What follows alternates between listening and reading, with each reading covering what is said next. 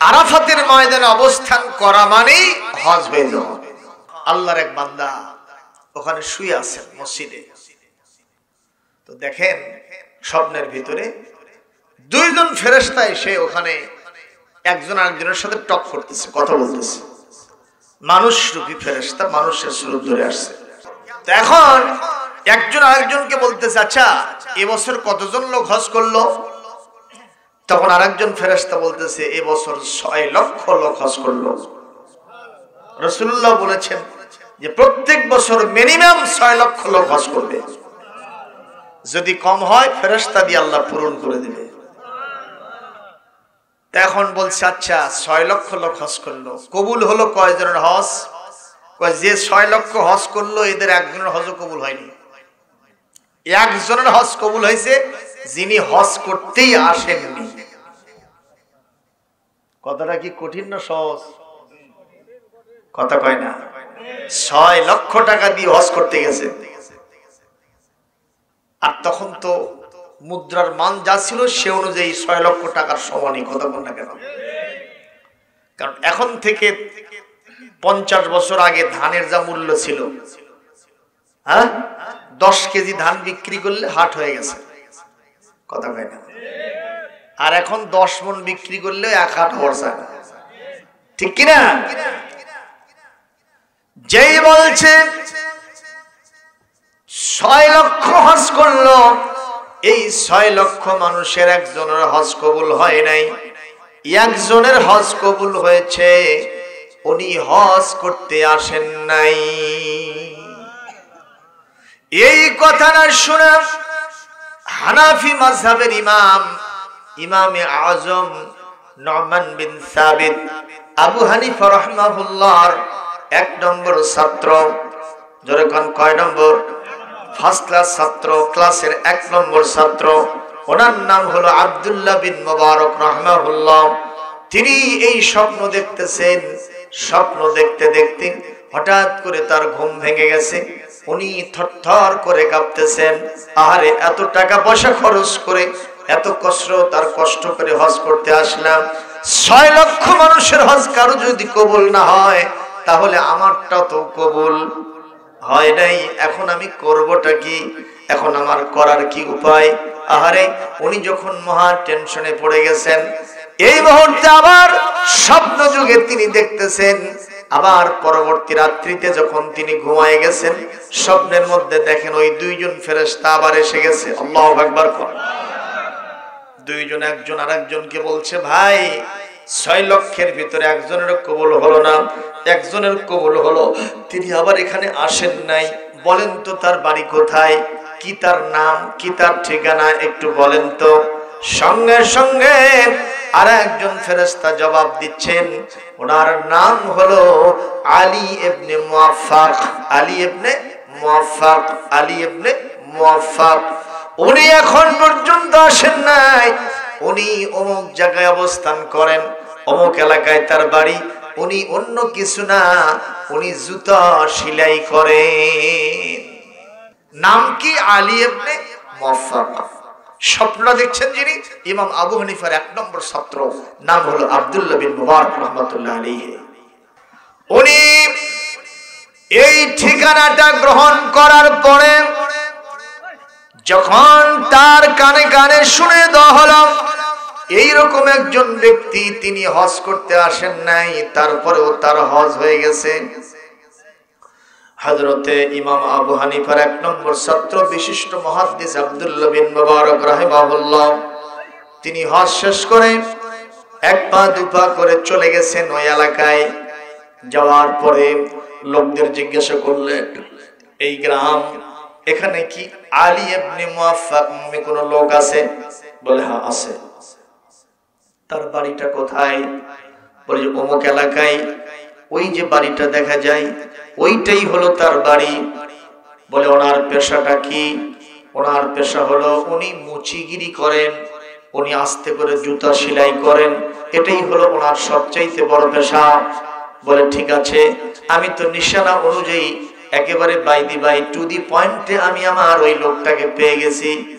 উনি অগ্রসর হচ্ছেন। যাইতে যাইতে যাইতে যাইতে একটা বাড়িতে গিয়া তিনি পৌঁছে গেলেন। লোকদের জিজ্ঞেস করলেন, বাবা এই বাড়িটা কার? বলে এই বাড়িটা হলো আলী ইবনে মুআফফাক নামক এক লোকের। ইনি কি করেন? বলে ইনি একজন মুসি মানুষ, জুতা সেলাই করেন। আচ্ছা তাহলে তাকে একটু ডাকা হোক। দরজায় তিনি নক দিলেন, উনি বাড়ি থেকে বের হয়ে আসলেন। মাযা তুরিদু মিন্নি, আপনি আমার কাছ থেকে কি চান? বলে আনতা আলী ইবনে মুআফফাক। বলে নাম। আচ্ছা আপনি কি মুচি মানুষ, জুতো সেলাই করেন? বলে হ্যাঁ জুতো সেলাই করি। আচ্ছা আমি তো নিশানা অনুযায়ী, টার্গেট অনুযায়ী জায়গায় পৌঁছে গেছি, আপনি কি বলবেন আপনার ভেতরের কি আমলটা আছে? একটু মেহেরবানি করে আমলটা দেখার জন্য, শোনার জন্য, জানার জন্য আমি আসছি। বলে আপনি কে? আমার পরিচয় আমি আপনাকে দেব না, আমি আমার পরিচয় দেব লাস্টলি এন্ড ফাইনালি। সর্বপ্রথম আপনার হাল হকিকত আমি শুনবো। উনি বলছেন, দেখুন আমি তেমন তো কিছু মানুষ না, আমি হমরা চমড়া একটা নিচু শ্রেণীর মানুষ। সেটা কি? বলে আমি জুতো সেলাই করে জীবিকা নির্বাহ করি। আচ্ছা বলেন তো আপনার মনের কি কোনো কোশেষ, কোনো ইচ্ছা, এরাদা ছিল, নিয়ত ছিল? বলে বহুত দিন আগে একজন হুজুরের মুখে হজের একটা ফজিলত শুনেছিলাম। সুবহানাল্লাহ। হজের ফজিলত কি? মান হাজ্জা লিল্লাহি ফালাম ইয়ারফাস ওয়ালাম ইয়াফসুক রাজা কায়াউমিন ওয়ালাদাতুহু উম্মুহু আও কামা ক্বালা রাসূলুল্লাহ সাল্লাল্লাহু আলাইহি সাল্লাম। আল্লাহর নবী বলেন, যে ব্যক্তি হজ সমাপন করবে সঠিকভাবে, সে ওই ব্যক্তির মতো নিষ্পাপ হয়ে যাবে যেই ব্যক্তি এখনই তার মায়ের পেট থেকে জন্মগ্রহণ করলো। ওর জীবনে যেমন কোনো গুনাহ নাই, যে সঠিকভাবে হজ করলো আল্লাহ তাকে ওই রকম গুনাহমুক্ত করে দিবে। সুবহানাল্লাহ বলতে পারলেন না? আরো জোরে কোন। সেই দিন থেকে আমি টাকা জোগাড় করা শুরু করেছি। যেহেতু নিম্নমানের মানুষ, নিম্ন আয়ের মানুষ, 1 টাকা 2 টাকা যাই মাসে, কয়েক বছর আগের ঘটনা, আমি টাকা ঠিক মতো জোগাতে পারি না। এই বছর আসার পরে আমি যখন আমার টাকাগুলো হিসাব করলাম, দেখি হজে যাওয়ার মতো একটা পরিস্থিতি হয়ে গেছে, একটা অবস্থার সৃষ্টি হয়ে গেছে। আমি পূর্ণাঙ্গ নিয়ত করে ফেললাম, এবার আমি হজে যাব। ঠিক এই মুহূর্তে আমি বাসায় ফিরে এসেছি। আসার পরে আমার বিবি বাল বাচ্চার থেকে বিদায় গ্রহণ করব। আমার স্ত্রী একজন অসুস্থ মানুষ ছিলেন। আমি আমার স্ত্রীর কাছে গিয়ে বললাম, প্রাণের বিবিরে, হজ করতে যাব দূর দেশে, না জানি কোনো বিপদ মুসিবত হয়ে যায়, বিরাট কঠিন সফর, যদি আমার ইন্তেকাল হয়ে যায়, জীবনে তো তোমার কোনো অধিকার হয়তো ক্ষুণ্ণ করতে পারি, তুমি আমাকে মাফ করে দিও, যাতে আল্লাহর কাছে আমার ধরা খাওয়া না লাগে। আমি যখন বিবির, অসুস্থ বিবির কাছে আমি যখন এইরকম একটা আবদার নিয়ে গেছি মাপ চাওয়ার জন্য, আমার বিবি 2 চোখের পানি ছেড়ে দিয়ে বলতেছে, প্রাণের স্বামী, অবশ্যই আপনি হজে যাবেন, তাতে আমার কোনো আপত্তি থাকবে না, যেহেতু আপনি আমার স্বামী, আপনার কাছে আমার চাওয়া পাওয়া কিছু অবশ্যই আছে। আমি আমার জীবনের এই একটা অবস্থা, যখন আমার মুমূর্ষ অবস্থা, আপনিও হজে যাবেন, না জানি কি হয়ে যায়, আজ থেকেই হয়তো আপনার থেকে আমার সেবা গ্রহণটা শেষ হয়ে যেতে পারে। ও আমার প্রাণের স্বামী রে, আপনার কাছে আমার একটা আবদার আছে। বলে সেটা কি? আমার পেটের সন্তান আছে, আমার এখন অপুষ্টিহীনতা দেখা দিয়েছে, আমি একটু চাই একটু গরুর গোশত দিয়া ভাত খাইতে, আপনি কি আমাকে একটু গরুর গোশত দিয়ে ভাত খাওয়ানোর ব্যবস্থা করে দিতে পারেন? আমার মনের ভিতরে কঠিন একটা দানা বেঁধে উঠলো, মনের ভিতরে একটা আফসোস জমে উঠলো। গরুর গোশত কিনতে গেলে তাহলে তো আমার অনেকগুলো টাকা গুনতে হবে, আমি যে টাকাগুলো জমাইছি এটা দিয়ে আমার হজ করাটাই চ্যালেঞ্জ হয়ে যাচ্ছে, সেখানে আমি গরুর গোশত কেমনে কিনবো? আমি টেনশনে পড়ে গেলাম। আমি যেহেতু বিবির আবদার পূরণ করা আমার দায়িত্বের মধ্যেই পড়ে, কথা কোন ঠিক না ঠিক? আমরা যারা পরিবারের প্রধান, আমাদের সন্তান সন্ততির কাপড় চোপড়, তাদের টাকা পয়সা, লেখাপড়া, তাদের শিক্ষা, চিকিৎসার ব্যবস্থা আমাদের করার দরকার আছে না নাই? একটু জোরে কোন আছে না নাই? কিন্তু এমন কিছু সন্তান এই সমাজের ভিতরে আছে দেখবেন, যারা বইয়ের টাকা দিয়ে জীবন চালায়, সংসার চালায়, নিজে তাস খেলে, জুয়া খেলে, মদ খায়, ভব ঘুরে হয়, খালি ঘুরে বেড়ায়, আর বিবি যা ইনকাম করে সেটা দিয়ে জীবন চালায়। এ তো আসলে স্বামী না, এ হলো বড় আসামি। কথা কয় না? এ যদি বিবির পেটনো খায়, তারপরেও বিবির পা ধরে কান্দে, আমার বাড়ির থেকে বের করিস না মা। কতক্ষণ ঠিক না বেদি? এরকম সন্তান আছে না? না, মদ খেয়ে চলে যাচ্ছে, আসে ডাকতেছে মা মা মা, দরজা খুলে দে। ওর মা মরছে 14 বছর আগে, ডাকতেছে গা। ওর বউ দরজা খুলে দে, বলে ভালো মানুষ টের পাও না, আমি তোমার বউ না? কয় খালা চুপ থাক। মানে বউকে আবার খালা করে কয়। এরকম কুলাঙ্গার সন্তান আছে না নাই? এর জোরে কোন আছে না নয়? এই পৃথিবীতে স্বামীর দায়িত্ব হলো স্ত্রীকে নিজে কামাই করে খাওয়াবে। এই ওয়াজ আর এখন চলে না ভাই। এই ওয়াজ করলে বক্তা তক্তা বেনে দিবে, আমরা স্বামী স্ত্রী কাজ করে খাবো, তুমি বলার কে? আরে মিয়া, তোমার বউ চাকরি করার কারণে অফিসের যে বস আছে তার সাথে ঘুটুর মুটুর করে, তুমি কি জানো? কথা কয় না বলে, জোরে কোন ঠিক কিনা? আগের মতো শান্তি তো আর এখন পাওয়া যায় না, মানুষ সব পাল্টে গেছে, পাল্টিনি তো জামানা।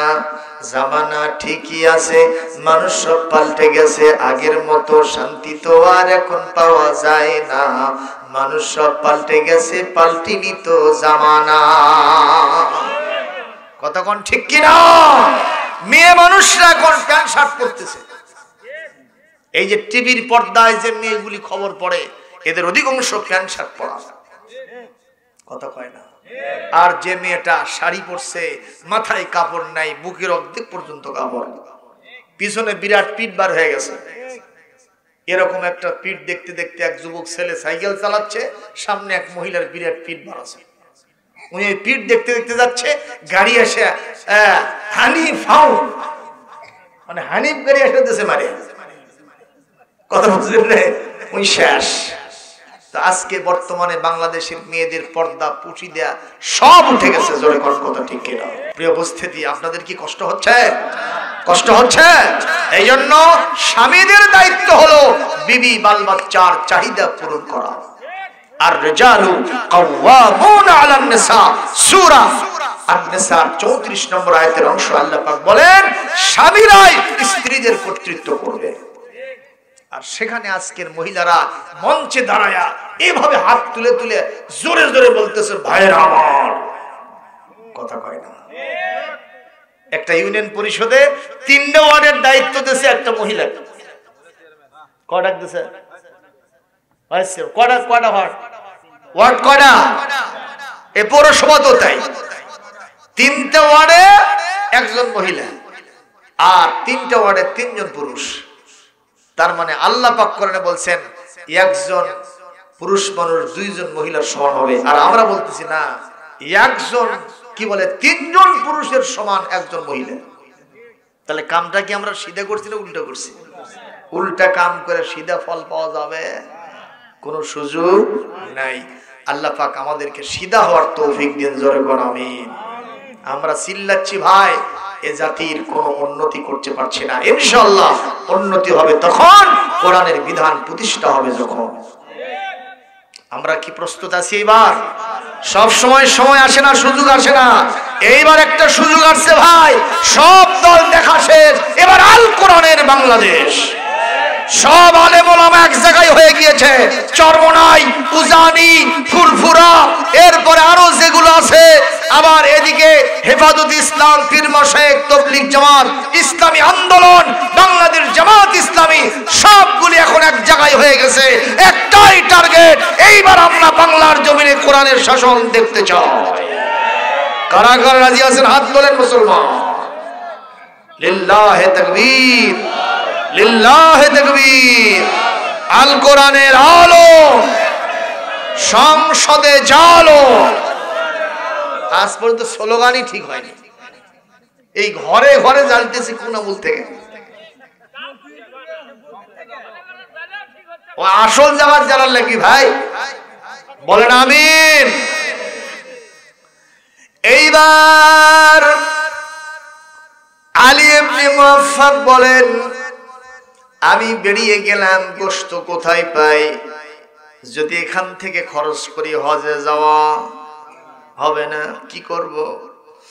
আমি যখন বাসা থেকে বের হলাম, কিছু দূর যাওয়ার পরে একটা বাড়ির ভেতর থেকে আমার নাকের ভিতরে গোশত রান্নার ঘ্রাণ আসলো। সুবহানাল্লাহ। কি রান্নার? গোশত রান্নার ঘ্রাণ আসলো। কোন বাড়িতে যদি গোশত রান্না হয় আশেপাশে ঘ্রাণ পাওয়া যায় কিনা? জোরে বলেন। একবার যে আমি চিন্তা করলাম নিশ্চয় এই বাড়িতে গোশত রান্না হচ্ছে, দরজায় টোকা লাগালাম। বাড়িটা অবশ্য একটু জীর্ণ শীর্ণ ছিল, কুঁড়ে ঘরের মতো। ওখান থেকে একজন মহিলা বেরিয়ে আসলো, পর্দানসীন মহিলা। আমি জিজ্ঞেস করলাম, মা আপনার বাড়িতে তো এখানে রান্না হচ্ছে, গোশত রান্না? বলে হ্যাঁ।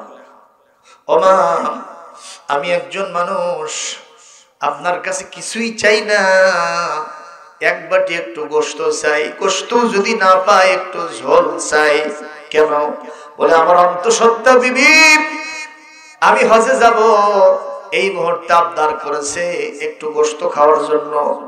আমি যে টাকা জমাইছি সেটা দিয়ে ওকে গোশত কিনা দিলে আমার হজে যাওয়া হবে না, মা একটু কি দেওয়া যায়?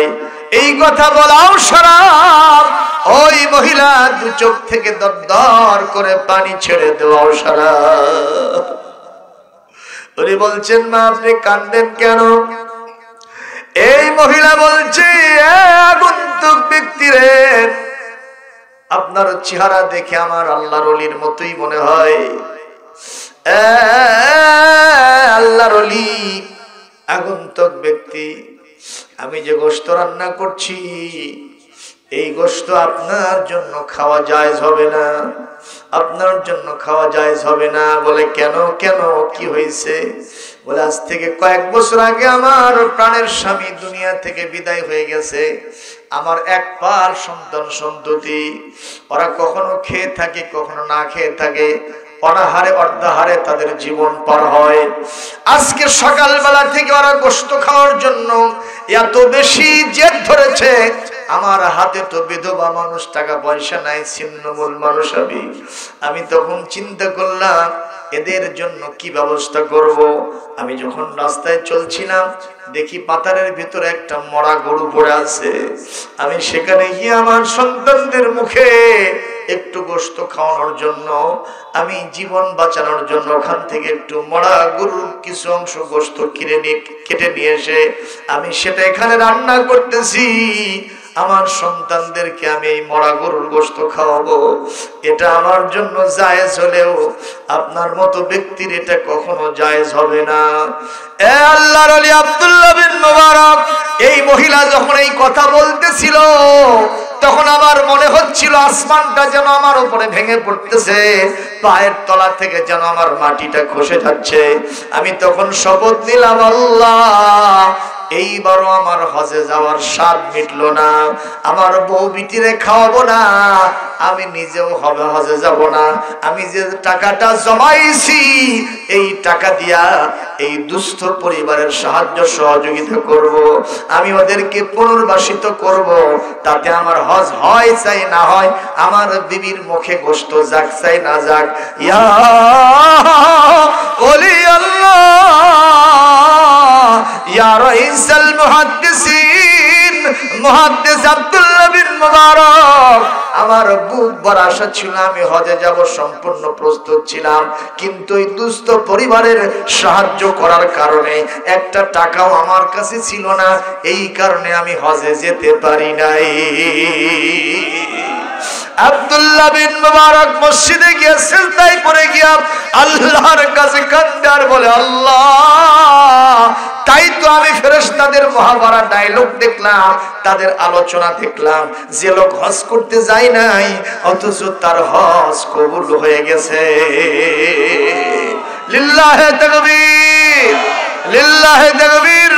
আমার আল্লাহ বলেন, লাইসাল বিররান তুআল্লু ওয়ুজুহাকুম কিবালাল মাশরিক ওয়াল মাগরিব ওয়ালাকিন্নাল বিররা মান আমানা বিল্লাহি ওয়াল ইয়াউমিল আখির ওয়াল মালাইকাতি ওয়াল কিতাবি ওয়ান নাবিয়্যিন ওয়া আতাল মালা আলা হুব্বিহি যাবিল কুরবা ওয়াল ইয়াতামা ওয়াল মাসাকিন ওয়া ইবনাস সাবিল। আমার আল্লাহ পাক বলেন, শুধু পূর্ব পশ্চিমে মুখ ঘুরায়া নামাজ পড়ার মধ্যেই শুধু কল্যাণ আর নেকি নাই, প্রকৃত পক্ষের নেকি হলো ইয়েতিম মিসকিন দুস্থ মানবতার সেবা করাটাই হলো আল্লাহর আসল নেকি। সুবহানাল্লাহ বলবেন না? লাব্বাইক শব্দের অর্থ হলো আমি আপনার কাছে হাজিরা দিয়েছি। হাজিরা বলতেছে আমি আপনার কাছে হাজিরা দিয়েছি আল্লাহ। লাব্বাইক লা শারীকা লাক লাব্বাইক, আমি হাজিরা দিয়েছি, আপনার কোনো শরীক নাই, আপনার কোনো অংশীদার নাই। মারহাবা কোন। এইভাবে হাজিরা আবার বলবে ইন্নাল হামদা ওয়ান নি'মাতা লাকা ওয়াল মুলক, শুধু হাজির হয়েছি তাই নয়, যাবতীয় প্রশংসা সব আপনার জন্য হে আল্লাহ। শুধু তাই নয়, আপনার জন্য যাবতীয় নিয়ামত রাজি, আর আসমান জমিনের যাবতীয় কর্তৃত্ব নেতৃত্ব যাবতীয় ক্ষমতা আর আধার একমাত্র আপনি। তার মানে হলো বাংলাদেশ থেকে যে হাজিগণ হজ করার জন্য সৌদি আরবে যান, মক্কায় মদিনায় যান, তারাও কিন্তু ঘোষণা দেন আমাদের বাংলাদেশের ক্ষমতাবান হলো, একটু জোরে কনকে, আরো জোরে কনকে। কিন্তু যখন যিনি ক্ষমতায় আসেন, অতীতের সিলসিলাই বলছি, উনি যখন ক্ষমতায় বসেন ভাবখানা দেখে এমন মনে হয় যে সুপারগুলো আটা দিয়া পিছন সাইডটা চেয়ারের সাথে লাগানো আছে। কথা কয় না? এত আন্দোলন, এত সংগ্রাম, এত কিছু কাম হয় না। সবাই কয় না 80-41 সাল পর্যন্ত, জনগণ আছে না নাই? ও মুসলমান, ভাবখানা দেখে মনে হয় গোটা বিশ্বের রাজত্ব আল্লাহর জন্য হলেও বাংলাদেশের রাজত্ব আমার বাপ দাদার, আমার নিজের। এরকম একটা অ্যাটিটিউড, মনোভাব ছিল কি ছিল না? জনগণ ছিল কি ছিল না? এই মনোভাবের যিনি পরিবর্তন ঘটাইছেন তিনি কে? জোরে বলুন কে? তিনি কি এখনো আছেন না নাই? ডক্টর ইউনূস সাহেব যদি মনে করেন আমিও এরকম ভাবে থাকবো, তাহলে কি পারবে? জোরে কোন পারবে? আবার ভবিষ্যতে যিনি আসবেন তিনিও যদি বলেন আমি আছি, আমি থাকবো, আর কেউ নাই, তাহলে সর্বপ্রথম উনি নাই। কথা কন। সুতরাং এই হজ যারা করেন তারা ঘোষণা দেন আপনার জন্য বিশ্বের সব দেশের রাজত্ব। সুবহানাল্লাহ। এই ঘোষণা কারা দেয়? হাজিরা। আরে হাজিরা কে দেয় ঘোষণা? হাজিরা। সেই হাজি ওখান থেকে আসে, কয় এই জমি আমার, এই জমি আমার বাপের, এই জমি আমার ভাইয়ের, এই জমি আমার চাচার। হুজুর জিজ্ঞেস করতেছে, ভাই এই এলাকায় আল্লাহর কোনো কিছু নাই? কয় যে আল্লাহর ছিল না হুজুর, এইবারই 3 শতক দিছি। এরা কে রে? এ বাবা, এই আশ্চর্য ব্যাপার। এরা চিন্তা করতেছে এর থেকে ফেসবুকই ভালো। কথা বলতে পারছে? আরে এই জাতির চরিত্র মাটির সাথে মিশে যাচ্ছে, জাতির ধ্বংস অতি নিকটে। আজকে এই নেট আসার কারণে, ফেসবুক, ইউটিউব, টুইটার, ইন্টারনেট আসার কারণে আজকের এই যুব সম্প্রদায় ধ্বংস হয়ে গেল। গভীর রাত্রিতে মাহফিল শেষে ফিরতেছি, রাত 2টার সময় চড়ার মধ্যে এক ছেলে ফোন ঠেলতেছে। আমার কার গাড়ি ওর পাশে দিয়ে পার হয়ে গেল, ওই দেখলো না যে কি গেল। এত মন মানসিকতা দিয়া ওইটা দেখতেছে। আপনারা জবাব দেন, এই জাতির উন্নতি আছে? ইসলাম যদি কোনোদিন পাওয়ারে যায়, মোবাইল ফোন ইন্টারনেট নিয়ন্ত্রণ করা হবে। কথা বলেন না কেন? একটা 7 পড়া ছেলে সে পর্যন্ত প্রেম করতেছে, ঠিক করলেও ঠিক, না করলেও ঠিক। বলেন ইনশাআল্লাহ সেরকম একটা পরিবেশ আসুক। আপনারা কি চান? জোরে বলুন চান? আমার ভাইরা কষ্ট হচ্ছে নাকি? খেয়াল করেন, এইভাবে যখন হাদী সাহেবগণ বলল আল্লাহ আপনার রাজত্ব ছাড়া আসমান জমিনে আর কারো রাজত্ব নাই, এটা কি হাজির কথা না আল্লাহর কথা? কোরআনে কারীমের 29 পারার 1 নম্বর সূরা আর আয়াত নম্বর 1, সূরার নাম সূরাতুল মুলক। মুলক মানে হলো রাজত্ব। কথা কোন ঠিক কিনা? আমার সাথে সবাই পড়বেন, তাবারাকাল্লাযী বিয়াদিহিল মুলকু ওয়া হুয়া আলা কুল্লি শাইইন কাদির। আল্লাহ রাব্বুল আলামিন বলেন, অতীব বরকতময় সেই মহান সত্তা যার হাতে বাংলাদেশ সুদ্ধা, আমেরিকা, ব্রিটেন, কানাডা, আমাদের পার্শ্ববর্তী ভারত, অস্ট্রেলিয়া সহ পৃথিবীর যত দেশ আছে, এর প্রতি ইঞ্চি জমিনের মালিকানা সেই মহান আল্লাহর হাতে। যেরকম সুবহানাল্লাহ, ওয়া হুয়া আলা কুল্লি শাইইন কাদির, তিনি সব কিছুর উপরে ক্ষমতাবান। কথা কয় না? জোরে বলুন ঠিক কিনা? রাত 2টার সময় 7 তলার উপরে এক লোক, এই শীতের ভিতরে মকমলের চাদর আর ওই যে বিদেশি কম্বল, এইটা মুড়ি দিয়া আস্তে করে শুয়ে আছে, আর মনের ভিতরে যাচ্ছে যে আমার নিচে 6 তলা, 5 তলা, 4 তলা, 3 তলা, 1 তলা, এগুলো সব কি আমার নিচে, আর আমি হলাম সবার উপরে। যখন এখানে চড়েছি আমাকে আর কেউ নামাতে পারবে না, আমি সবার উপরে। এরকম একটা ফিলিংস জাগ্রত হয়েছে মনের ভিতরে। হঠাৎ করে রাত 2টা 1 মিনিটে 30 সেকেন্ডের একটা ভূমিকম্প, ইজা জুলজিলাতিল আরদু জিলজালা, খালি এরকম একটা ঝাঁকুনি মারছে, ওখান থেকে কারেন্টের গতিতে খালি শর্ট শর্ট করে নামে উঠছে, শা শা করে নেমে এরকম চাই আছে। ভূমিকম্প যখন হয় খালি একাই নামে না সবাই নামে? কথা কর না কেন? সবাই নামছে। লাইট মেলে দেখে ওর পরনে লুঙ্গি নেই। জিজ্ঞেস করছে, ভাই তোর লুঙ্গি কো? কাজে সে খবর তো জানি না। এই কি হয়েছে বল? কয় যে ভাই 7 তলার উপরে উঠে ওখানে যখন বিদেশি কম্বলের নিচে আরামে শুয়েছিলাম, মনের ভিতরে জাগ্রত হয়েছিল আমার নিচে সবগুলো তলা আমি একলাই উপরে, আমাকে আর নিচে কেউ নামাতে পারবে না। ভাইরে, যে মহান আল্লাহ আমাকে উপরে তুলেছিল সেই মহান আল্লাহ মাত্র হাফ মিনিটের ব্যবধানে সামান্য একটু ঝাঁকুনি দিয়া ওখান থেকে ল্যাংটা করে নামাইছে। সংখ্যালঘু সম্প্রদায় আমাদের মুসলমানদেরকে শহীদ করে দিচ্ছে। এজরকম ঠিক না ঠিক? তারা আজকে মাঠে ঘাটে পথে প্রান্তরে বিভিন্ন জায়গায় অবরোধের সৃষ্টি করতেছে, অথচ আমরা তাদের কোনো কাজে বাধা দেই নাই। আপনারা বলেন, শেরপুর উপজেলায় যত পূজা হয়েছে, যত মণ্ডপ হয়েছে, ওদের তো 12 মাসে 13 পূজা, সব সময় তারা ঢাক ঢোলক বাজাই গুলো করে, আমরা কোনোদিন সেদিকে চোখ রাগায় তাকাই নাই, আমরা একটা ঢিল ছুরি নাই, আমরা তাদের মণ্ডপে গিয়ে আঘাত করি নাই, আমরা তাদের মন্দির ভেঙে চুরে শেষ করে দেই নাই।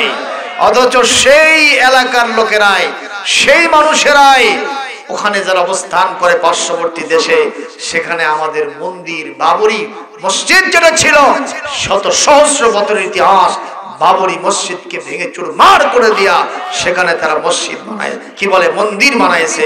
মসজিদের জায়গায় তারা মন্দির স্থাপন করে পুজো করা শুরু করেছে। কথা বলেন ঠিক না ঠিক? এটা কি কখনো মেনে নেওয়া যায়? আর সেখানে আমরা পাহারা দিলাম 5ই আগস্টের পরে, যাতে কোনো জায়গায় কোনো গোলযোগ না হয়, ঠিক মতো যাতে তারা পুজো করতে পারে। কারণ যত দোষ নন্দ ঘোষ, সত্যটা বললেই দোষ, করলে অন্যায়ের প্রতিবাদ, নামটা হবে তোমার মৌলবাদ। এ জোরে বলেন কথা ঠিক কিনা? এই জন্য মুসলমানদের চিন্তা হলো, আমাদের দেশে যদি একটা সংখ্যালঘু সম্প্রদায় নির্যাতিত হয়, একটা জায়গায় যদি পূজা মণ্ডপে আঘাত হয়, একটা মন্দিরের গায়ে যদি একটু সামান্য কাঁটার আঁচড় লাগে, এটা গোটা বিশ্বের সমস্ত শিয়ালের যেমন একটা শিয়াল যদি ভুগে ওঠে, সবাই যেরকম ভুগে ওঠে, গোটা বিশ্বের ইসলাম বিদ্বেষী শক্তিগুলি মুসলমানদের বিরুদ্ধে এরকম ভুগে উঠবে। কথা কোন ঠিক কিনা? এই জন্য আমাদের সিদ্ধান্ত ছিল, পূজা যেন ওরা ঠিক মতো করতে পারে ব্যবস্থা করে দিতে হবে। আপনাদের শেরপুর উপজেলায় পূজা মণ্ডপ গুলোতে পাহারা দেওয়া হয়েছে কিনা? কথা কয় না? ইভেন আপনাদের দবির হাজি একজন হুজুর মানুষ, তিনি পর্যন্ত পূজা মণ্ডপে গেছেন। কেন? ওই সেনপেতি দেখানোর জন্য। ঠিক কিনা? যে আপনারা নির্বিঘ্নে কাজ করেন, কোনো সমস্যা হবে না। এত সুন্দর করে ব্যবস্থা করলাম, অথচ কার ইঙ্গিতে কোথায় কি হলো? ইসকন নেতা, কি নেতা? ইসকন ওই হিন্দুদেরই একটা সংগঠন, সেই সংগঠনের নেতা। আরে তিনি কৃষ্ণদাস, ঠিক না? চিন্ময় কৃষ্ণদাস, এই ব্রহ্মচারী, সে কি এক উস্কানিমূলক বক্তব্য দিল, যার কারণে গোটা বাংলাদেশে তারা একের পর এক মিছিল মিটিং শুরু করছে, গাড়ি ঘোড়া বন্ধ করে দেয়, মুসলমানদের কাজে ব্যাঘাত ঘটায়। ইভেন গতকাল চিটাগাঙে সেখানে তারা আদালত চত্বরে যখন ওনাকে গ্রেফতার করা হয়েছে, যেহেতু আপনি উস্কানি দিচ্ছেন, শান্তি শৃঙ্খল পরিবেশটাকে আপনি বিঘ্ন ঘটাচ্ছেন, গোলমাল লন্ডভন্ড করে দিচ্ছেন, দেশের মাটিতে অশান্তি সৃষ্টি করছেন, এই জন্য তাকে গ্রেফতার করা হয়েছে। তাকে কখনো মারধর করা হয় নাই, সম্মানের সাথে ইন্টারোগেশন হচ্ছে। তারা দাবি তুললো তাকে মুক্তি দেওয়া হবে, মুক্তি দিতে হবে, দাবি তুলতেই পারে, কিন্তু তার মানে এটা নয় আদালতে গিয়ে হামলা করতে হবে। একজন উকিলকে পর্যন্ত তারা হামলা করে জমিন থেকে বিদায় করে দিয়েছে। কথা বলতে ঠিক কিনা? সাইফুল ইসলাম আলিফ নামে একজন আল্লাহর দ্বীনের সৈনিক, সে নামাজ পড়ে, তার মুখে দাড়ি ছিল, সারাটা জীবন সে ইসলামের জয়গান গায়। এরকম একটা আইনজীবী তরুণকে তারা নির্মম ভাবে, যেটা দিয়ে তারা পাঠা বলি দেয়, সেটা দিয়ে আঘাতের পর আঘাত দিয়ে জমিন থেকে বিদায় করে দিয়েছে। এই নেক্কারজনক ঘটনার তীব্র প্রতিবাদ এবং নিন্দা জানাই। এই সমস্ত দোষীদেরকে গ্রেফতার করতে হবে, দৃষ্টান্তমূলক শাস্তি দিতে হবে। কথা কোন ঠিক কিনা? জোরে বলেন কথা ঠিক কিনা? আপনারা চান কিনা হাত তুলে আল্লাহকে দেখা? আল্লাহ পাক অবশ্যই জানো যারা দোষী তাদের মুখোশ উন্মোচন করে দেয়। জোরে বলি আল্লাহুম্মা আমিন। আরো জোরে বলি আল্লাহুম্মা আমিন। আমরা মুসলমান, আমরা শান্তি প্রিয়। কথা বল ঠিক কিনা? আমরা মুসলমান, আমরা কি? আমরা অশান্তি চাই না, যুদ্ধ চাই না, আমরা শান্তি শৃঙ্খলা চাই। ঠিক কিনা? আমাদের রাসূল বলেছেন, লা তাতালাকাউ লিকাআল আদুফ, তোমরা শত্রুর মুখোমুখি হওয়া কামনা করবে না, তার মানে তোমরা যুদ্ধবাজ হবে না। আল্লাহর কাছে যুদ্ধ পরিহার চাইবা, শান্তি চাইবা। তবে ফাইদা লাকিতুমুহু, যদি তোমাদেরকে যুদ্ধের সম্মুখীন করেই দেওয়া হয়, কথাটা বোঝেন নাই? কেউ এসে আপনার পায়ের উপরে পাড়া দিয়েছে, এখন আপনি তো অন্তত সরার জন্য পাটা টান দিবেন। এই পা টান দেওয়ার অধিকার আপনার নাই, দরকার নাই।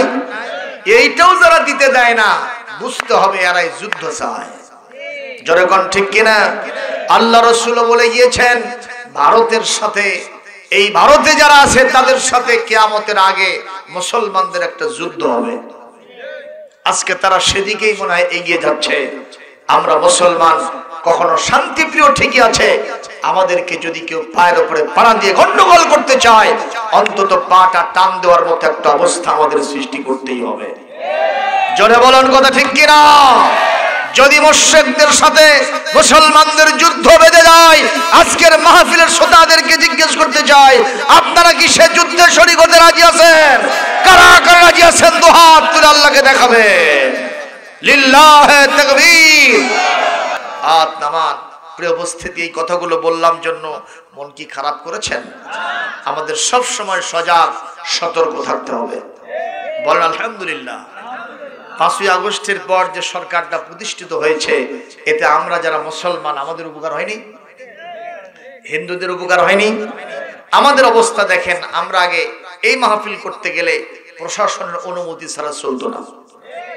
এখন অনুমতির ডক্টর ইউনূস বলে দিয়েছেন যে তাফসীর মাহফিল হবে, কোরআনের কথা হবে, সেখানে আমরা কখনো বাধা দিব না। মারহাবা। হজের টাকা উনি কমায় দিয়েছেন, প্রায় 100 লক্ষ টাকা কমায় দিয়েছেন। মারহাবা। আর কি করেছেন? মাঝে মধ্যে হুজুরদেরকে নিয়ে মিটিং করতেছেন। এগুলো ভালো লক্ষণ না খারাপ লক্ষণ? হুজুরদের বিরুদ্ধে যেখানে যে মামলা হামলা হয়েছিল এগুলো সব তিনি উঠায় নিয়েছেন। সুবহানাল্লাহ বলবেন না? সুতরাং এই জন্য আমরা তাদেরকে সাপোর্ট করব। আমরা থাকবো তাদের সাথে, আমাদের সাথে যারা থাকবে, জোরে বলুন ঠিক কিনা? ইসলামের যারা সাপোর্ট করবে আমরা তাদেরকে সাপোর্ট করব, এটাই আমাদের দায়িত্ব ইনশাআল্লাহ। প্রিয় উপস্থিতি, এই জন্য আসুন, আমি যেখান থেকে তেলাওয়াত দিলাম আজকে এ বিষয়ে আমাদেরকে আমল করতে হবে। আমি কোরআনে কারীম সূরা আল বাকারা আয়াত নম্বর 21, জোরে কোন কত? 21 নম্বর, 22 নম্বর, 23 নম্বর, 3টি আয়াত তেলাওয়াত করেছি। আল্লাহ রাব্বুল আলামিন এখানে ইরশাদ করছেন কত সুন্দর করে। আপনারা আমার এই কথাগুলো কি শুনতেছেন তো?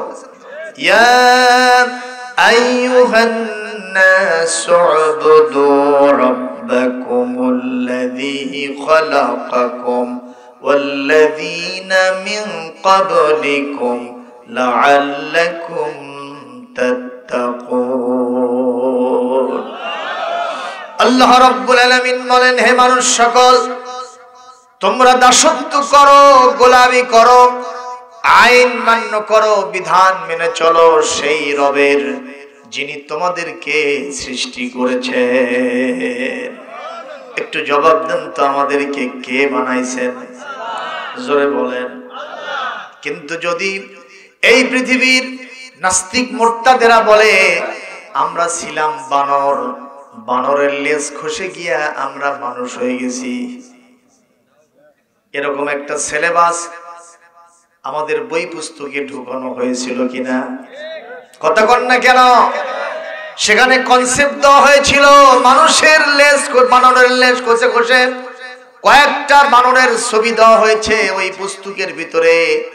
এক জায়গায় দেখা গেছে বানরের লেজ আছে, আর এক জায়গায় লেজের একটু খসে গেছে, আর এক জায়গায় বানরের পূর্ণাঙ্গ লেজ খসে গেছে, আর এক জায়গায় দেখা যায় বানরটা খাড়া হইয়া মানুষের মতো হয়ে গেছে। নাউজুবিল্লাহ কোন?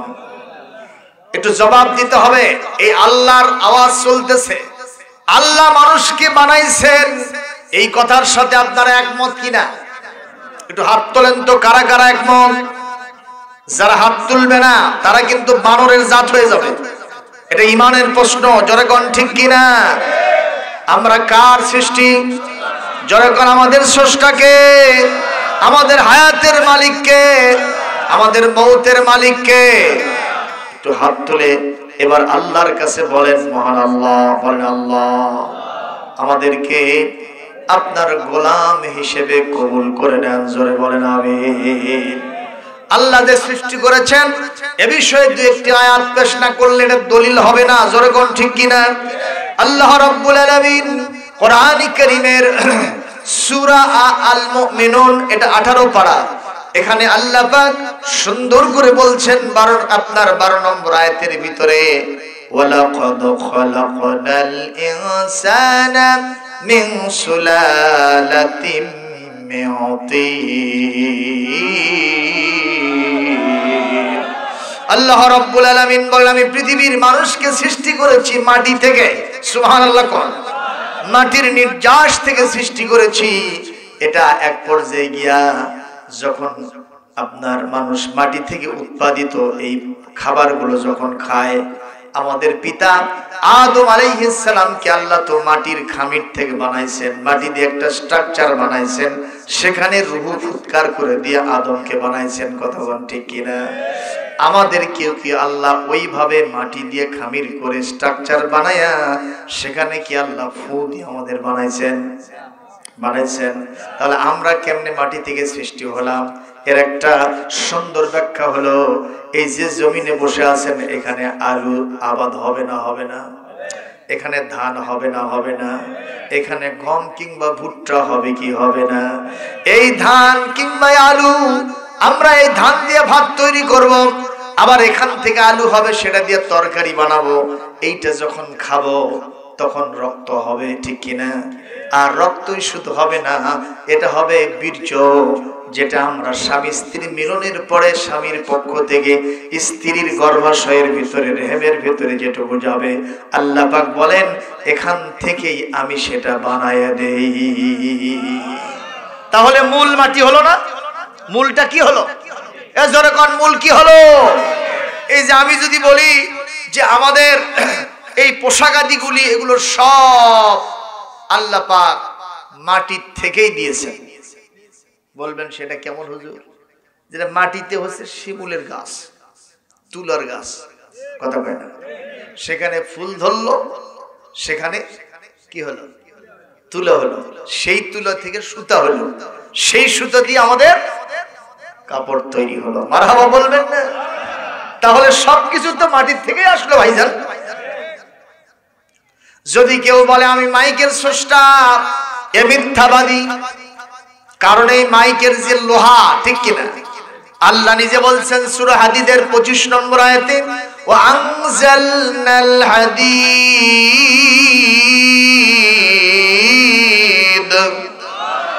আমি আল্লাহ নিজে লোহা বানাইছি। সেই লোহাকে রিফাইন করে করে করে করে প্রক্রিয়াজাতকরণ করে করে তারপরে মাইক বানাইছে মানুষ। কথা বল ঠিক কিনা? তাহলে মাইকের আসল স্রষ্টা যিনি, তিনি কে? ও মুসলমান, এরপরে রক্তপিণ্ড হলো, সেইটা একটা গোশতের টুকরা হলো, সেটা একটা হাড্ডি হলো, তার ভিতরে আবার গোশত জড়ায় দিলেন, এরপরে আল্লাহ পাক চামড়া দিয়ে ছাউনি দিলেন। আল্লাহ পাক বলেন এরপরে যখন 4 মাস 10 দিন হলো, আমি ছেড়ে ভিতরে সুন্দর করে রূহ ফুৎকার করে দিলাম। আস্তে আস্তে 10 মাস 10 দিন কিংবা কম বেশি সময়ে আমি আল্লাহ পাকের অত্যন্ত ক্ষমতা বলে আমি একটা মায়ের এই যে রেহেম থেকে যখন এই সন্তানকে জমিনে নিয়ে আসি, মায়ের লজ্জাস্থান অত্যন্ত সংকীর্ণ জায়গা, এটাকে সুম্মা সাবিলা ইয়াসসারাহু, আমি আল্লাহ তাআলা এটাকে সম্প্রসারিত করে 5 পাউন্ড 10 পাউন্ডের একটা সন্তান অনায়াসে মার পেট থেকে জমিনে নিয়ে আসি। সুবহানাল্লাহ বলবেন না? আল্লাহ পাক বলেন ইয়া আইয়ুহান নাসু ইন কুনতুম ফি রাইবিন মিনাল বা'থি ফাইন্না খলাকনাকুম মিন তুরাব।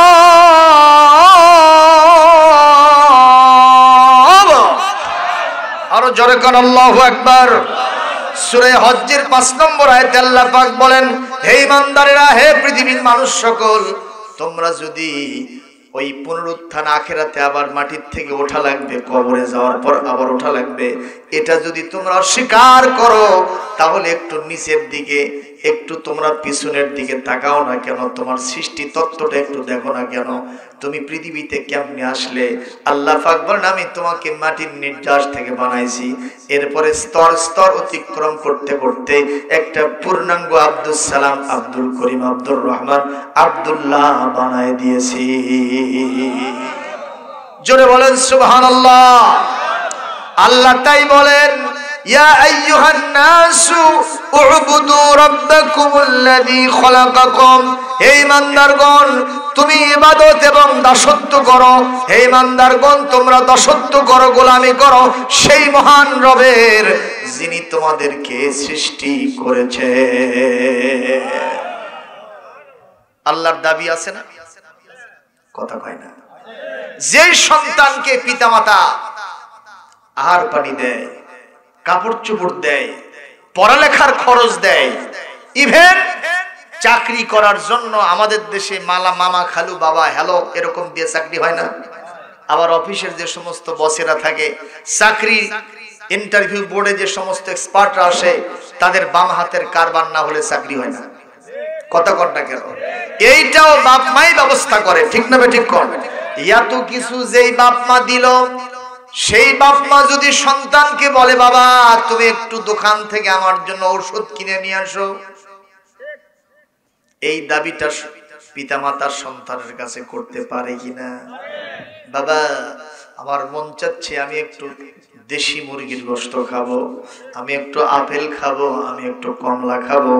যদি কোনো পিতামাতা তার সন্তানকে এই দাবি করে, আর সন্তান যদি বলে তুমি কি কামাই করছো, এ কথা যদি বলেন তো পিতামাতা হাসবে না কাঁদবে? বলেন, সুখ হবে না কষ্ট হবে? এমন কষ্ট হবে কলিজা ফেটে যাবে।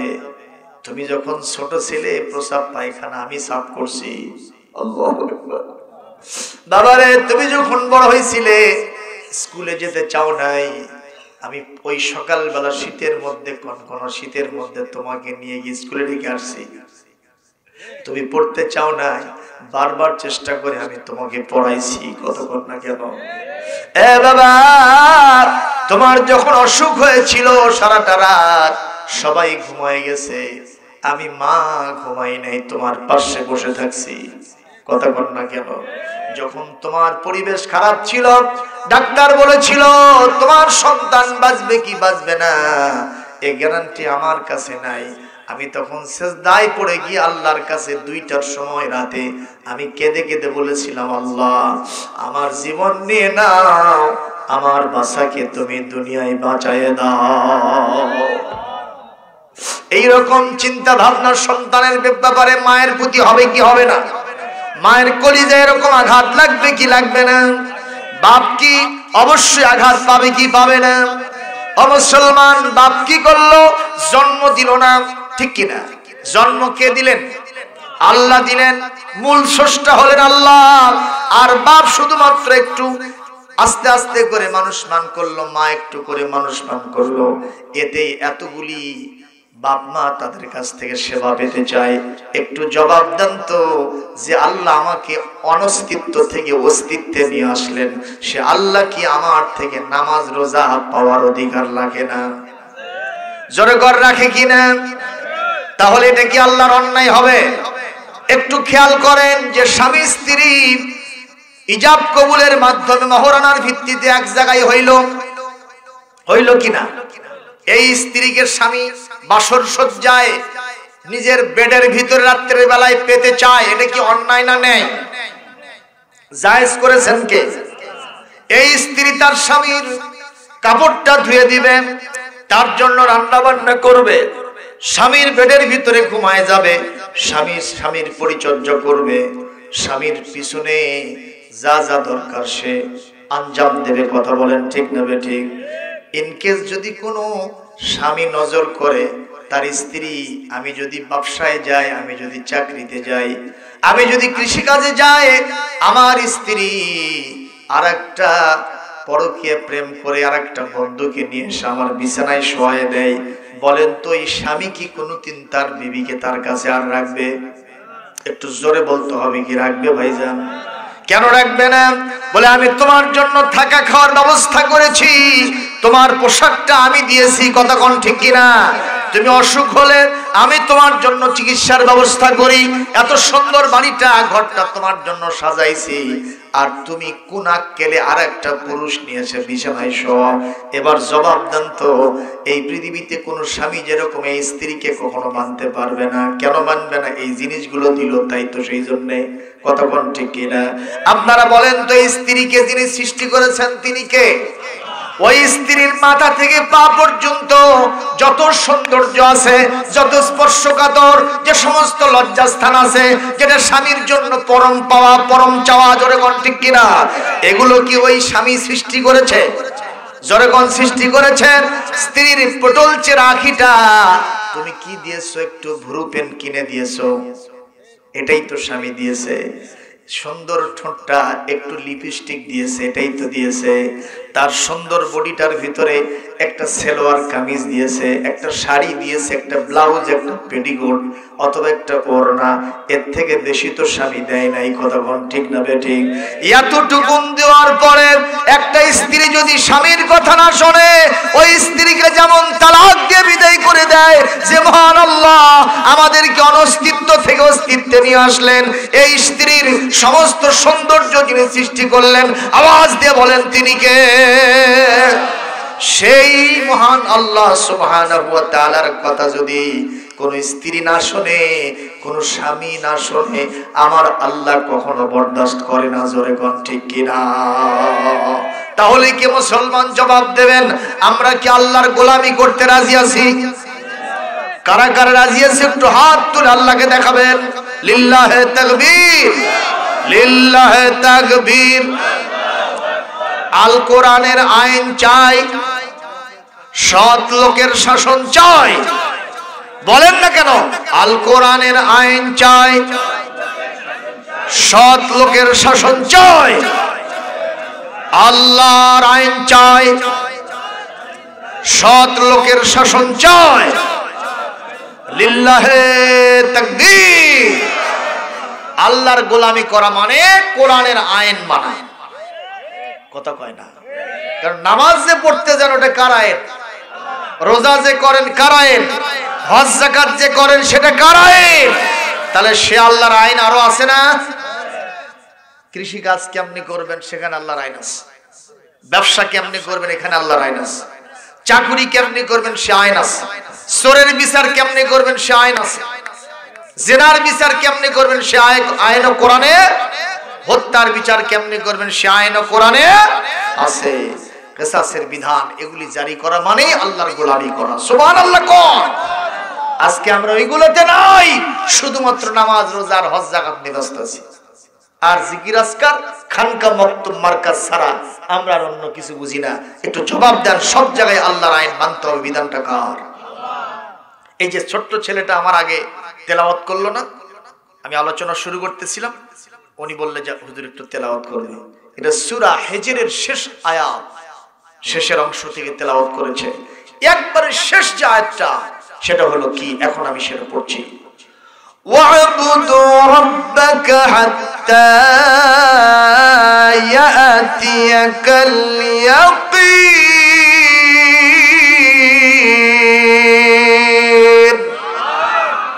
আমার আল্লাহ বলেন ততক্ষণ পর্যন্ত তুমি আল্লাহর ইবাদত করো যতক্ষণ পর্যন্ত তোমার মওত হবে না। তার মানে মওতের সময় পর্যন্ত তোমাকে আল্লাহর দাসত্ব করতে হবে। এখন মওত কখন আসবে কেউ কি জানি? কেউ জানি না।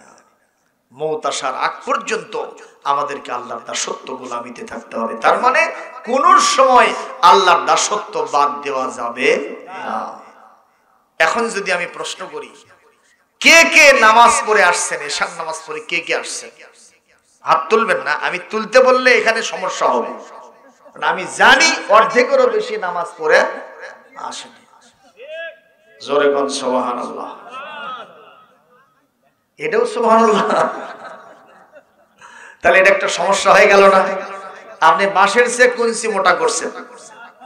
নামাজ হলো বাঁশ আর আজকের ওয়াজ শোনা হলো কুঞ্চি। ওটা বাদ দিয়ে আপনি এটাতে আসছেন। এজন্য ভাইরা, আল্লাহর ইবাদত, আল্লাহর আইন ও কানুন আমাদের জীবনের সব জায়গায় আমাদের করতে হবে। জোরে বলি আল্লাহুম্মা আমিন। সব কিছুর দাম বেশি, খালি একটু মাছের দাম কম, পেঁয়াজের দাম সবচেয়ে কম। আছে ভাই, আছে আছে অনেক কিছু হই আছে। বাজারটা গরম আছে, যাবেন না মাছের কাছে। বাজারটা গরম আছে, যাবেন না গোশতের কাছে। বাজারটা গরম আছে, যাবেন না আলুর কাছে। বাজারের আগুনেতে, বাজারের আগুনেতে পুড়ে হবি ছাই রে। ও দেশের ভাই রে, বল না কোথায় যাই রে। একটু শান্তি বলো কোথায় গিয়ে পাই রে। আইনের শাসন নাই, অস্ত্রের অভাব নাই। খুন করে ল্যাংড়া বাবু রাতারাতি ছাড়াও পায়। কথা কয় না? ল্যাংড়া বাবু, মুরগি মিলন, পিচ্চি হান্নান, জিরা সুমন, এরা হলো আমাদের দেশের সোনার সন্তান, সোনার ছেলে। কথা কন না কেন? যারা বিশ্ববিদ্যালয় কলেজে কোরআনের আওয়াজ তোলে তারাই সন্ত্রাসী, আর যারা অস্ত্রবাজ, যারা মাদারু, যারা চাঁদাবাজ, যারা মাস্তান, যারা সন্ত্রাসী, এরাই হলো সোনার ছেলে। এরকম উল্টো পাল্টা কারবার এক সময় ছিল কিনা? কথা কয় না, কথা কয় না। আজকে পরিস্থিতি সম্পূর্ণ উল্টো হয়ে গেছে। সুবহানাল্লাহ। মুসলমান তাতে মন খারাপ করলেন। এজন্য কবি বলছে, আইনের শাসন নাই, অস্ত্রের অভাব নাই, খুন করে ল্যাংড়া বাবু রাতারাতি সারাও পায়। কথা কন। বিচারপতির বেতন আছে, বিচারপতির বেতন আছে, বিচার কোথাও নাই রে, ও দেশের ভাই রে, বল না কোথায় যাই রে, একটু শান্তি বলো কোথায় গিয়ে পাই রে। তাই বলে শান্তি কি নাই? কোথায় আছে শান্তি? জোরে বলেন, কোথায় আছে শান্তি? সেই কোরআনের শাসন ইনশাআল্লাহ এই জমিনে প্রতিষ্ঠিত হবে, কেউ ঠেকাতে পারবে না, পারবে না, পারবে না। আমরা কি কোরআনের শাসন চাই? আবার হাত তুলে আল্লাহকে দেখায়, লিল্লাহে তাকবীর। আর তামান মুসলমান, একটু জবাব দেন তো, মহান আল্লাহ তিনি আছেন না নাই? একটু বাস্তব ঘটনা শুনে নেন। আল্লাহর এক বান্দা, সে ছিল মুশরিক। কি মুশরিক? আল্লাহকে বিশ্বাস করে না, করলেও মনে করে আল্লাহ একা হয় না, আল্লাহর সাথে আরো কেউ আছে। দেখেন না, ওই যে মন্দিরের ভিতরে অনেকগুলো বানায় রাখে, মনে করে যে এগুলা আল্লাহ সাহায্য করবে। এদের কি বলা হয়? কি মুশরিক। এদের কি বলা হয়? মুশরিক। ঠিক কিনা বলেন? যারা আল্লাহর সাথে পার্টনারশিপ করে, অংশীবাদী স্থাপন করে, তারা হলো মুশরিক। আমরা তাদের সাথে নাই, আমরা তাদের সাথে, আমরা মনে করি আমার আল্লাহ একক, অদ্বিতীয়। ঠিক কিনা বলেন? আল্লাহ ছাড়া এই পৃথিবীতে শাসনকারী, কর্তৃত্বকারী আর কেউ নাই। আছেন যিনি, তিনি কে? সুবহানাল্লাহ। এখন রাসূল সাল্লাল্লাহু আলাইহি ওয়াসাল্লাম এই মুশরিককে অনেক দিন দাওয়াত দিয়েছেন, তুমি এগুলি ছাড়ো, ওয়ালা তুশরিকু বিল্লাহি আহাদা, আল্লাহর সাথে কাউকে শিরক না করে, উবুদুল্লাহ মা দুমতা হাইয়া, যতদিন বেঁচে থাকবা একমাত্র আল্লাহর দাসত্ব করো। রাসূলুল্লাহ কি ঠিক বলছেন না ব্যাটিক বলেছেন? ও বলছে না, এই যে আমি দেখতেছেন না এই মূর্তি, এটাকে আমি নিজেই বানাই, এটাকে নিজেই আমি মনে করি এটা আমার খোদা। এটা কি আসলে খোদা না গুদা? বাতাস আসলে উড়ে চলে যায়। ঠিক না বে ঠিক? ঢাকা থেকে এক হুজুর সাহেব আসতেছেন যমুনা নদীতে, তখন এই ব্রিজটা হয় নাই, যেটা ব্রিজ বর্তমানে আছে যমুনা ব্রিজ, এটা যে সরকার যখন আসে ওর নাম আলাদা আলাদা করে, ঠিক কিনা? এখন হচ্ছে যমুনা সেতু, এটা হয় নাই তো, নগরবাড়ি আরিচা রোডে। তো ঢাকা থেকে আসতেছিলেন তারেক মনোয়ার হুজুর, নাম শুনেননি? তারেক মনোয়ার হুজুর। তো উনি ওয়াজ করতে বলতেছে যে যখন ওখান থেকে আসতেছিলাম নগরবাড়ি আরিচা রোডে, এই 20 জনের মতো একটা ডিঙি নৌকাতে আমরা উঠেছি। তো যখন বৈশাখ মাসের দিন ছিল, যমুনা নদীর মাঝপথে আমাদের নৌকা, আকাশ থেকে ঝড়ো হওয়া শুরু হলো, কালো মেঘ জমে, নৌকা খালি একবার ডান একবার বাম, একবার ডান একবার বাম, একবার ডান একবার বাম। কি আছে বাবা? Please attention. এইভাবে ডান আর বাম হচ্ছে। এক পর্যায়ে আমরা সবাই টেনশনে পড়ে গেলাম, এই নৌকা যদি পানি জমে যায় তাহলে নৌকা ডুবে যাবে। সবাই বলতেছে, হুজুর আপনি আমাদের ভিতরে সবচাইতে বেশি কামেল মানুষ, একটু আল্লাহর কাছে জিকির করেন। আমি বললাম, উনি বলতেছেন, আমি বললাম আমি আর একা কতক্ষণে করব, আপনারা সবাই মিলে একটু আল্লাহকে ডাকতে থাকেন। হুজুর সাহেব বলেন, আমি তাকায় দেখলাম আমার পাশে কয়েকজন বসে আছে, গলায় আছে পইতে পড়া, আবার পরনে আছে ধুতি পড়া। ওনারা কারা? জোরে কর। উনি সাহেব বলতেছেন, আমি নিজ কানে শুনলাম তারেক মনোয়ার ভাই বলতেছেন আমি তখন কিউরিসিটি বশত জিজ্ঞেস করলাম, ভাইরা আমরা বলতেছি আল্লাহ আল্লাহ আল্লাহ আল্লাহ, আপনারা কেন আল্লাহ আল্লাহ বলেন? এই মুহূর্তে বলেন ভগবান ভগবান ভগবান, রাম রাম রাম, এইটা বলেন।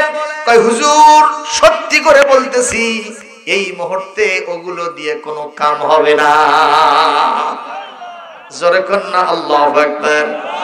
আল্লাহ কোরআনে বলছেন, ওয়ালা ইন সাআলতাহুম মান খালাকাস সামাওয়াতি ওয়াল আরদা লা ইয়াকুলুন্নাল্লাহ।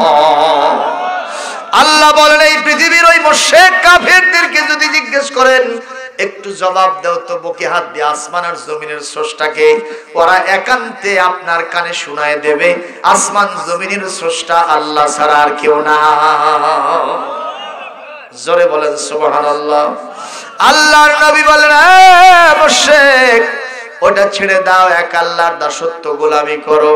আল্লাহ নিজে বলেছেন সূরা কুরাইশ, আপনারা তো সবাই জানেন, ফালইয়াবুদু রাব্ব হাযাল বাইত আল্লাযী আত'আমাহুম মিন জু'ইন ওয়া আমানাহুম মিন খাউফ। খাওয়া পড়া শিক্ষা চিকিৎসা বাসস্থানের কোনো চিন্তা থাকবে না যদি এই ঘরের রবের ইবাদত করতে পারো। জোরে কোন সুবহানাল্লাহ। আমার রাসূল বললেন এগুলো ছাড়ো। সে বলল না আমি ছাড়বো না, আমি তোমাকে ছাড়বো কিন্তু আমার মূর্তিকে আমি ছাড়বো না। এটা আমার ভাগ্য বিধাতা, এটা আমার রব, এটা আমার খোদা। নাউজুবিল্লাহ। আল্লাহর নবী হেদায়েতের জন্য দোয়া করতেছিলেন। আল্লাহর নবীর দোয়া এটা কারেন্টের চাইতেও বেশি গতিতে লেগে যায়।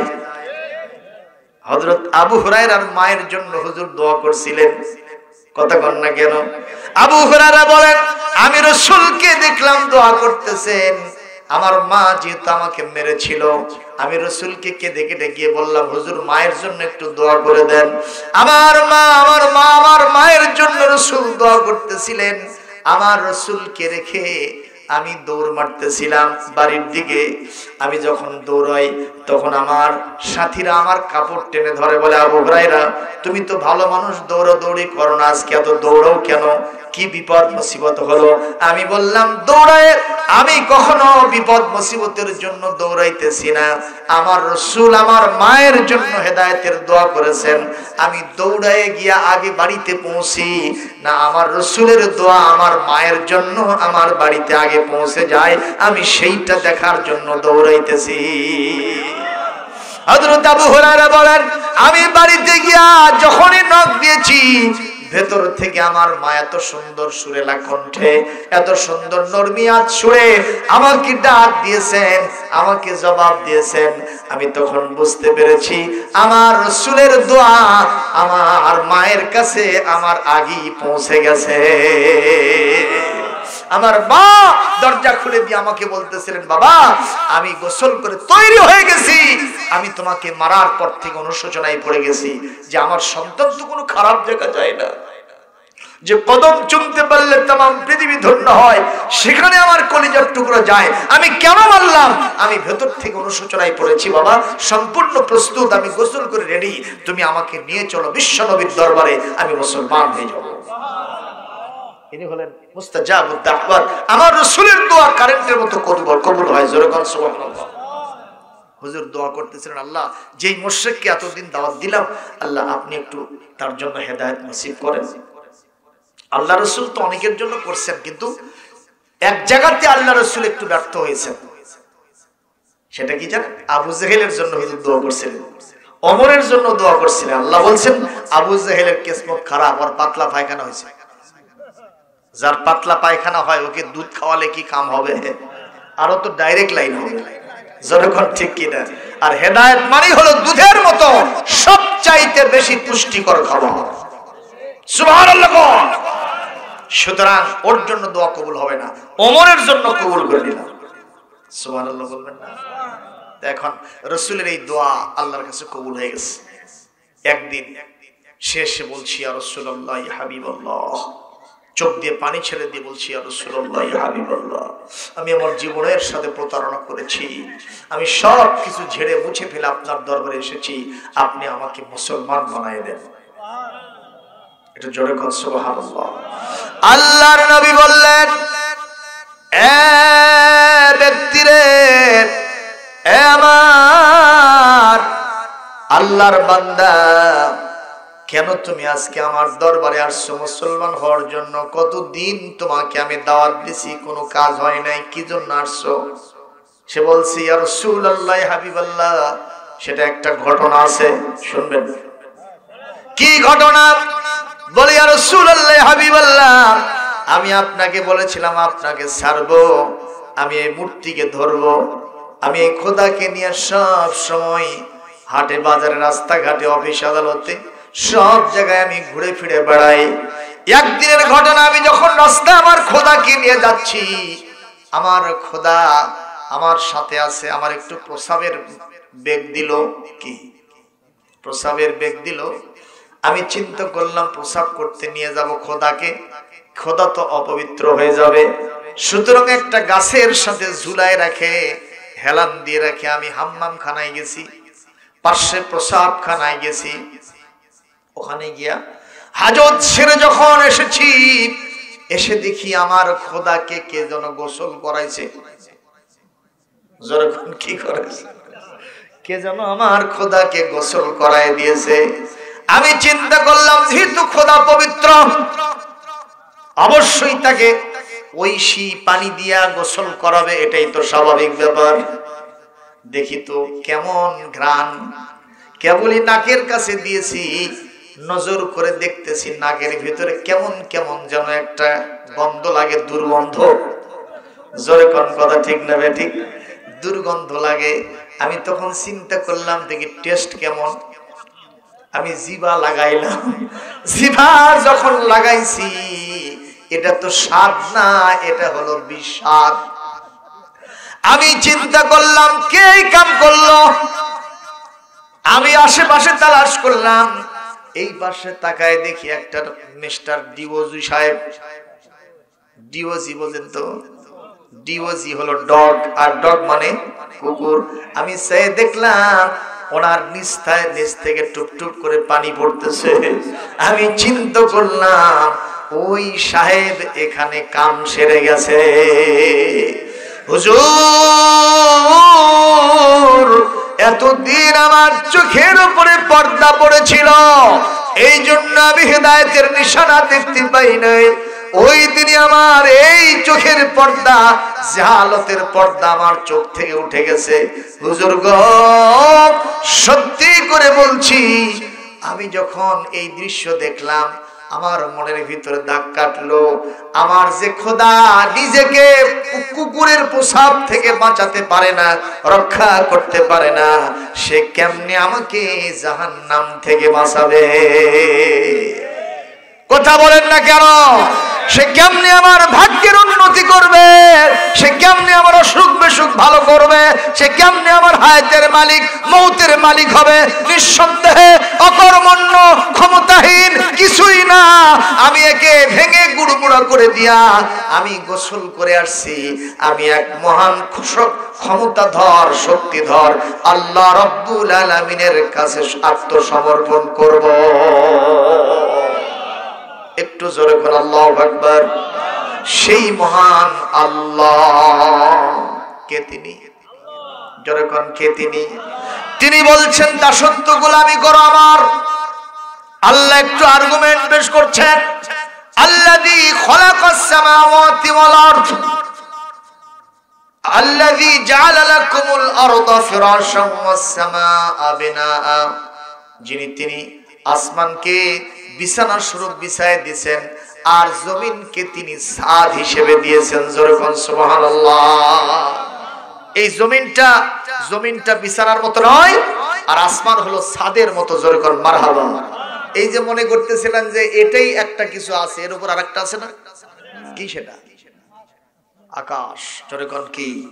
দেখবেন এখানে দিনের বেলায় এখান থেকে তাকাবেন, মনে হচ্ছে যে আপনাদের শরীরের ওই পাশে গিয়া আকাশটা এরকম পড়ে গেছে। ওখানে যে দেখবেন আরো একটু দূরে গিয়ে পড়ে গেছে। কোথাও গিয়ে শেষ করতে পারবেন না। এটা জবাব দেন তো, কে বানাইছেন ভাই? যার উপরে বসে আছেন সেটা কে? আচ্ছা, এই যে কাপড়, এটা কি লোহার চেয়ে ভারী? কিন্তু সে কাপড় উপরে রাখার জন্য কি দিছেন? চতুর্দিকে বাঁশ খুঁটি, মাঝখানেও দিছেন, তারপরও ধ্যাপ ধূপ আছে না, তারপরও সোজা হয় নাই, ঠিক কিনা কর? আর সে আসমানটা কেমন? এটা তো পাতলা জিনিস, আপনি খুঁটি দিয়ে রাখলেন। আর আসমান কেমন? সূরা আন-নাবার ৮ নম্বর আয়াতের ভিতরে, ১২ নম্বর আয়াতের ভিতরে আল্লাহ তাআলা বলেন, ওয়া বানাইনা ফাওকাকুম সাবআন শিদাদা, তোমাদের মাথার উপরে ৭টা আসমান লোহার চাইতে ভারী এবং কঠিন আমি বিনা খুঁটিতে তোমাদের মাথার উপরে আমি রেখে দিয়েছি। সুবহানাল্লাহ। কে রেখেছে? আর জমিনটা একটু যদি ২০ হাত নিচে খোঁড়েন, ২০ হাত ৪০ হাত খুঁড়লেন, কি বাড়াবে ভাই? পানি বাড়াবে না? আপনি বাড়িতে যাবেন তো, আমরা ছোটবেলায় ভূগোলে পড়ছিলাম যে আল্লাহ পৃথিবীতে ৩ ভাগ পানি আর ১ ভাগ মাটি সৃষ্টি করছে। পানি কয় ভাগ? মাটি। বাড়িতে গিয়া আজকেই টেস্ট করবেন, বড় একটা গামলা নেবেন, নিয়ে ৩ কেজি দেবেন পানি আর ১ কেজি দেবেন মাটি। মাটি মাটি থাকবে তো নাকি? মাটি কি হবে?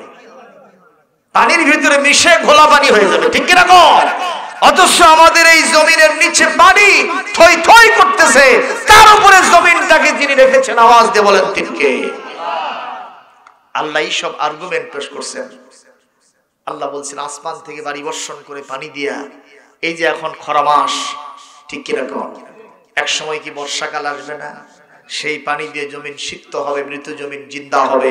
সেখানে আল্লাহ পাক আমরা যখন ফসল এরকম করে দিয়ে দেব, সেখান থেকে ফসল উৎকিরণ হবে। আল্লাহ বলেন পানি দিয়ে আমি ফসল দিলাম, সেইটা খাচ্ছ, শরীরটা বর্ধনশীল করছো।